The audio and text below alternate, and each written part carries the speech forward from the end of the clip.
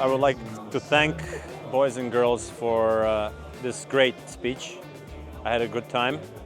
I think we touched some of the most important things that connects sports with business, and talked about setting goals, staying motivated, about pushing forward, trying to always keep winning, that the victory always is just a point in a phase, in a longer phase, and then that the next victory is also very important.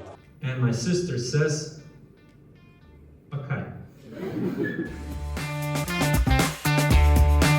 I hope that they will find some motivational parts in my speeches and use them in their everyday life.